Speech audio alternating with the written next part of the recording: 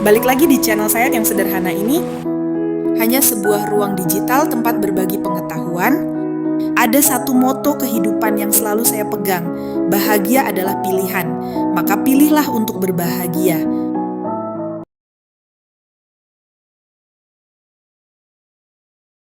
Assalamualaikum warahmatullahi wabarakatuh. Pada kesempatan ini, saya akan mempresentasikan rancangan pendirian lembaga pendidikan Islam dengan konsep sekolah dasar Islam terpadu atau SDIT Boarding School di Kabupaten Konawe Selatan, Sulawesi Tenggara. Rancangan ini disusun dengan pendekatan what, why, who, where, when, and how. Pendekatan ini berarti apa, mengapa, siapa, di mana, kapan, dan bagaimana. Selain itu, pada bagian implementasi digunakan fungsi manajemen POAC, yakni Planning, Organizing, Actuating, dan Controlling. Berarti bagaimana perencanaannya, bagaimana perorganisasiannya, bagaimana pelaksanaannya atau pergerakannya, serta pengawasan dan evaluasi. Tujuan utama rancangan ini adalah bagaimana menghadirkan lembaga pendidikan Islam yang tidak hanya berorientasi pada kemampuan akademik, tetapi juga pada pembinaan Al-Quran, pembentukan akhlak, kemandirian, dan karakter Islami para peserta didik. Dengan demikian, kita tidak hanya membahas tentang ide membangun sebuah sekolah, tetapi juga membahas bagaimana sebuah lembaga pendidikan Islam dapat dirancang secara terarah, bertahap, dan berkelanjutan. Sehingga sekolah ini dirancang sebagai lembaga pendidikan dasar Islam terpadu yang memiliki arah pengembangan jangka panjang, di mana target awal tahun ajaran pertama itu dimulai dari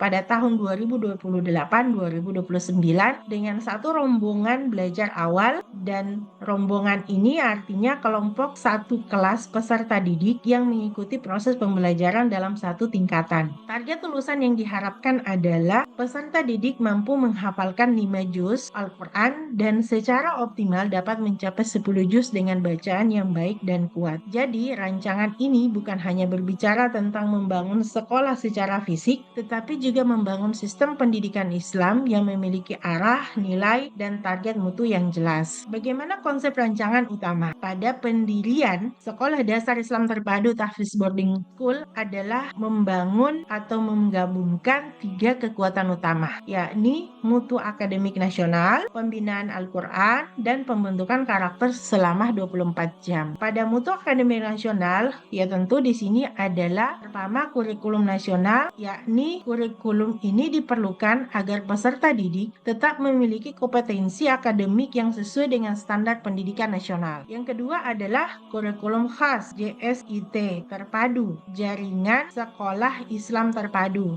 Kurikulum ini menekankan bagaimana pembinaan keislaman, adab, akhlak, karakter, dan integrasi nilai Islam dalam proses pembelajaran. Kemudian yang ketiga adalah tahfiz atau program tahfiz dan boarding school. Tahfiz berarti program menghafal Al-Quran. Boarding school berarti sekolah berasrama, yakni sistem pendidikan yang membina peserta didik tidak hanya saat jam pelajaran, tetapi juga dapat dilaksanakan dalam kehidupan seharian di lingkungan asrama. Nah, sehingga kelulusan yang diharapkan dari sekolah ini adalah mencetak generasi Quran, berakhlak cerdas, mandiri, dan siap menghadapi zaman. Tentu yang kita harapkan nilai dasar yang menjadi fondasi rancangan ini adalah bagaimana seorang peserta didik lahir dengan fondasi rancangan tarbiyah, syurah, dan muhasabah. Tarbiyah berarti ada pembinaan kelanjutan, syurah berarti musyawarah dalam mengambil keputusan, muhasabah berarti evaluasi diri dan evaluasi program agar sekolah terus mengalami perbaikan. Pertanyaannya, apa yang dirancang? Ini rancangan yang pertama. Konsep perancangan yang pertama adalah apa yang dirancang? Yang dirancang adalah satuan pendidikan formal jenjang sekolah dasar Islam terpadu dengan program tahfiz dan sistem boarding school. Artinya, sekolah tidak hanya menjadi tempat belajar mata pelajaran umum, tetapi juga menjadi ekosistem pembinaan anak secara menyeluruh. Bagaimana visinya? Visi jangka panjangnya adalah di tahun 2032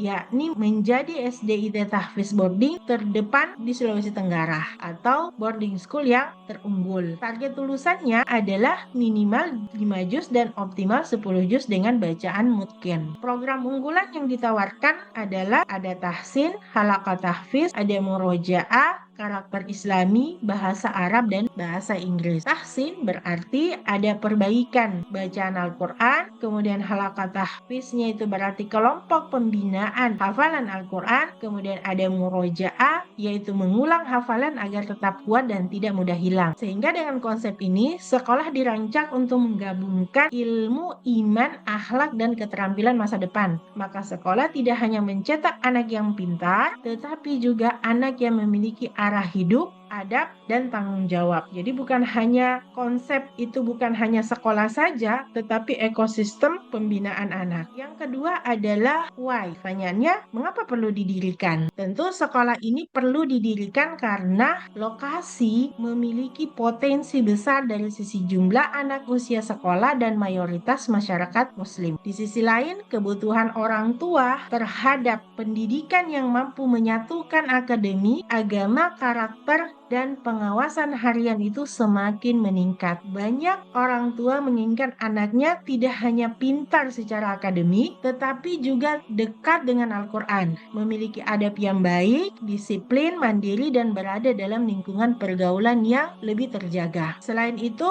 layanan sekolah ini benar-benar kuat dan terstruktur masih belum dominan di wilayah ini. Karena itu dapat peluang, jadi ini menjadi peluang besar berada pada segmen value for many, bukan ultra premium. Ya, artinya peluang pasar sekolah ini berada pada segmen value for many. Maksudnya sekolah tetap bermutu, tetapi memiliki program yang kuat, namun biayanya dirancang agar tetap realistis bagi masyarakat. Ya, bukan hanya untuk kalangan ultra premium, karena ada celah kebutuhan pendidikan bermutu yang belum terlayani secara kuat. Konsep rancangan yang berikut, siapa yang terlibat? Keberhasilan sekolah itu tidak mungkin hanya tergantung pada satu tokoh atau satu pihak saja. Pihak yang pertama yang terlibat adalah tentu pemilik mandat atau pengarah kebijakan, yakni yayasan. Pihak yang kedua adalah seluruh sivitas akademik, ya kepala sekolah, guru kelas, ustadz tahfiz, musyrik asrama, tenaga administrasi, tenaga pendukung, ya, dan tenaga pendukung lainnya dalam sekolah tersebut. Ada pembina, ya musyrik asrama, ya ini adalah pembina yang berdampingan, yang selalu mendampingi peserta didik dalam kehidupan sehari-harinya. Selain itu, ada unsur internal. Ya, siapa itu mereka? Orang tua, masyarakat, tokoh agama, dan pemerintah setempat daerah, Kementerian Agama, Dinas Pendidikan, dan investor. Kemudian ada juga mitra strategis, jaringan sekolah Islam terpadu atau JSIT, lembaga metode tahfiz, perguruan tinggi, dan dunia usaha. Dengan kata lain, sekolah yang kuat lahir dari sinergi banyak pihak. Jika semua pemangku kepentingan atau pemangku kebijakan tadi memahami perannya, maka sekolah akan lebih mudah berkembang dan dipercaya oleh masyarakat. Sehingga keberhasilan sekolah ditentukan oleh sinergi stakeholder, bukan satu tokoh saja. Di mana lokasi idealnya? Lokasi ideal menjadi salah satu faktor strategis dalam pendirian sekolah ini. Diprioritaskan adalah koridor Konda sampai Ranometo karena dekat dengan Kendari dan Bandara Haloleo. Berapa kebutuhan lahan ideal? Ya sekitar 7.000 sampai 10.000 meter persegi. Zona utamanya adalah akademi, masjid, asrama putra, asrama putri, dapur, klinik, olahraga, dan keamanan. Pengembangan dilakukan bertahap agar investasi tidak terlalu berat di awal. Jadi artinya dalam proses ini pemilihan lokasi harus diperhatikan dalam 4 hal, yaitu lokasi harus kuat secara akses, pasarnya, keamanannya, dan ruang pengembangan jangka panjang. Ya sehingga dalam lokasi yang baik akan sangat menentukan kepercayaan orang tua dan kelancaran operasional sekolah. Kemudian yang berikut adalah when, kapan dilaksanakan. Pendirian sekolah ini tidak bisa dilakukan secara mendadak. Dibutuhkan masa persiapan yang cukup panjang agar sekolah benar-benar siap dibuka. Tahapan yang pertama adalah pra-operasional, disiapkan sekitar 24 bulan sebelum pembukaan resmi. Apa saja tahapan ini meliputi studi kelayakan, legalitas yayasan, akuisisi lahan, perizinan, penyusunan kurikulum, rekrutmen sumber daya manusia, dan pembangunan fisik. Kapan targetnya? Ketika sumber daya manusia dan SDM yang dimaksud adalah seluruh tenaga dan pergaulan mulai dari kepala sekolah sampai bagian tenaga pendukung yang lain itu sudah siap, maka pembukaan bisa direncanakan pada tahun 2028-2029. Nah, bagaimana roadmap-nya? 5 tahun itu bertumbuh dari satu rombel hingga lulusan pertama dan persiapan SMPT. Jadi, pembukaan sekolah sebaiknya dilakukan setelah sistem, izin, SDM, dan fasilitas benar-benar siap. Dengan demikian, kesiapan sistem lebih penting daripada sekedar cepat membuka penerimaan siswa baru. Jadi memang harus dipersiapkan betul-betul dari tahap awal sampai semua aktivitas dalam pendirian sekolah itu betul-betul terpenuhi. Terakhir, how? Bagaimana strategi implementasinya? Nah, tentu pada tahapan ini strategi implementasi menggunakan pendekatan fungsi manajemen POAC. Ya, ini singkatan dari planning, organizing, actuating, dan controlling. Planning berarti perencanaan. Dalam tahapan ini sekolah perlu menyusun rencana induk pengembangan sekolah Islam atau RIPS, kemudian rencana kerja jangka menengah atau RKJM, rencana kerja tahunan atau RKT, kemudian menetapkan kurikulum terpadu, menentukan target hafalan dan mutu, indikator mutunya apa, bagaimana, dan rencana pembiayaan, termasuk menghitung RAB dan sumber dana. Kemudian organizing berarti pengorganisasian. Pada tahap ini perlu dibentuk struktur organisasi, membentuk yayasan, kemudian siapa saja yang masuk dalam tim struktur sekolah, dari kepala sekolah, kemudian membagi peran akademik dan asrama, menyusun job description dan SOP-nya, serta menetapkan alur koordinasi antara semua pihak yang dalam penyusunan struktur kerja. Kemudian aktualnya atau actionnya bagaimana pelaksanaan atau pergerakannya. Pada tahap ini seluruh sumber daya manusia digerakkan melalui kepemimpinan yang memberi teladan. Jadi pemimpinan dengan keteladanan, kemudian ada yang namanya pembinaan, pelatihan guru, ustadz, dan muslim, kemudian menghidupkan budaya ibadah harian melibatkan orang tua secara rutin. Kemudian kontrolnya gimana? Mengawasi dan mengevaluasi. Jadi pada tahap ini sekolah melakukan evaluasi akademik dan tahfiz, kemudian survei kepuasan orang tua, audit keuangan dan mutu, serta perbaikan program setiap semester. POAC menjadi jembatan antara gagasan besar dan operasional harian. Artinya, planning menentukan arah, organizing membagi peran, actuating menggerakkan budaya, dan controlling memastikan mutu tetap terjaga. Berikutnya adalah bagaimana strategi pembiayaan, branding, dan resiko. Nah, agar rencana atau rancangan tidak berhenti sebagai konsep saja, aspek biaya, pemasaran, SDM, dan mitigasi resiko harus betul-betul dikunci sejak awal ya. Artinya memang harus dipersiapkan, diperhatikan ya dari awal. Jadi ini hal yang penting. Jadi ada 3 hal penting yang harus diperhatikan agar rancangan sekolah dapat berjalan secara realistis. Nah, yang pertama adalah pembiayaan hibrid. Pembiayaan hibrid berarti sumber dana tidak hanya bergantung pada satu jalur. Ya, investor yayasan sebagai modal utama. Ya, tetapi ya tidak bisa dijadikan hanya satu saja. Jadi apa saja itu? Yang pertama tentu ya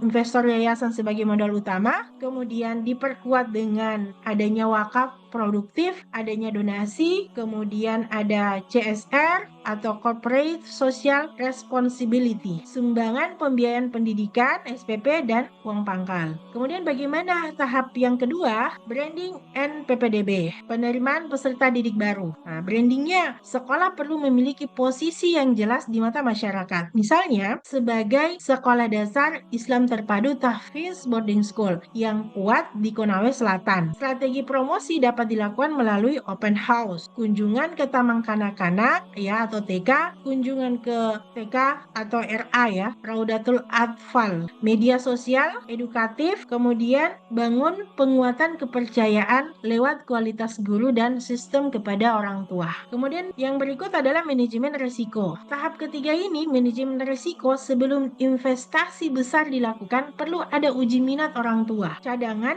perhitungan cadangan kas minimal 12 bulan operasional dan penerapan boarding school secara bertahap. Jadi boarding bertahap untuk kesiapan psikologis anak. Ya, misalnya tidak semua anak diasramakan. Ya, ini misalnya di tahap awal ya, agar mereka bisa punya kesiapan ya psikologis ya, atau kesiapan anak yang usia yang misalnya masuk tahap di kelas 3 ya, atau nanti di kelas 5. Nah, baru bisa boarding. Tahap awal bisa saja hanya masuk sekolah dan pulang di siang hari atau di sore hari, tetapi tidak full asrama. Kemudian yang berikut, ukuran keberhasilan dari ketiga hal ini tentu kita menginginkan bukan hanya sekedar gedung yang megah, tetapi sistem yang aman, dipercaya dan mampu menjaga mutu secara konsisten. Terakhir, rekomendasi sebagai tindak lanjut. 4 langkah berikut menjadi jembatan dari rancangan akademik menuju eksekusi pendirian sekolah. Artinya, sebelum rancangan disusun ya, maka kita perlu menyiapkan 4 hal sebagai pergerak menuju pelaksanaan. Pertama misalnya adalah validasi yang dilakukan melalui survei kepada calon orang tua minimal 200 responden misalnya. Selain itu perlu dilakukan benchmarking ke 3 sampai 5 sekolah tahfiz boarding ya, dan audiens awal dengan pemerintah serta tokoh awal. Ya, artinya membandingkan dan mempelajari praktek baik dari lembaga lain yang sudah berjalan. Yang kedua, legalisasi. Ini tahap yang mencakup penyiapan akta yayasan, SK Kemenkumham, nomor induk berusaha atau NIB melalui OSS, kemudian ada persetujuan bangunan gedung, PBG, persetujuan bangunan gedung, izin lingkungan, dan izin operasional sekolah. Kemudian yang ketiga adalah konstruksi. Ya, konstruksi pada tahap ini membangun visi dilakukan secara efisien dan bertahap. Ya, bangun tahap pertama secara efisien dulu. Kemudian rekrut kepala sekolah lebih awal dan siapkan pelatihan guru dan musyrif. Kemudian yang keempat, kegiatan yang keempat adalah langkah keempat itu adalah soft opening sebelum tahun ajaran. Ya, artinya tahap ini menyusun dashboard mutu akademik dan tahfiz. Jadi soft opening sebelum tahun ajaran baru, kemudian susun dashboardnya, mutu akademik dan tahfiz, kemudian evaluasi semesteran dan audit keuangan. Sehingga sebelum rancangan ya pembangunan itu betul-betul sudah ditempuh 4 langkah ini, sehingga ketika rancangan ini sudah layak dilanjutkan, maka sudah kelayakan tersebut telah ya tetap harus diuji melalui studi kelayakan lapangan, validasi biaya lokal, dan diskusi dengan pemangku kepentingan. Nah, ini rancangan layak dilanjutkan tetapi harus diuji. Jadi dari keempat hal ini, keempat langkah ini ketika sudah layak untuk dilanjutkan, tetapi tetap harus diuji melalui studi kelayakan lapangan, validasi biaya lokal, dan diskusi dengan pemangku kepentingan. Baik, sebagai penutup, kita dapat simpulkan bahwa pendirian sekolah Islam terpadu, tahfiz boarding school di Kabupaten Konawe Selatan memiliki peluang yang cukup kuat, baik dari sisi kebutuhan masyarakat, potensi pasar, maupun maupun nilai strategis pendidikan Islam. Namun, keberhasilan rancangan ini sangat tergantung pada kesiapan sistem. Sekolah tidak cukup hanya dibangun dengan niat baik dan gedung yang besar. Sekolah harus disiapkan dengan manajemen yang kuat, sumber daya manusia yang berkualitas, pembiayaan yang sehat, serta evaluasi mutu yang berkelanjutan. Dengan demikian, rancangan pendekatan what, why, who, where, when, and how serta fungsi manajemen POAC ini dapat diharapkan menjadi dasar awal bagi pendirian lembaga pendidikan Islam yang unggul, terarah, dan memberi manfaat bagi masyarakat. Sehingga sekolah ini bukan sekedar tempat belajar, tetapi ekosistem pembinaan anak secara akademik, Quran, berakhlak, dan mandiri. Demikian presentasi saya. Wassalamualaikum warahmatullahi wabarakatuh.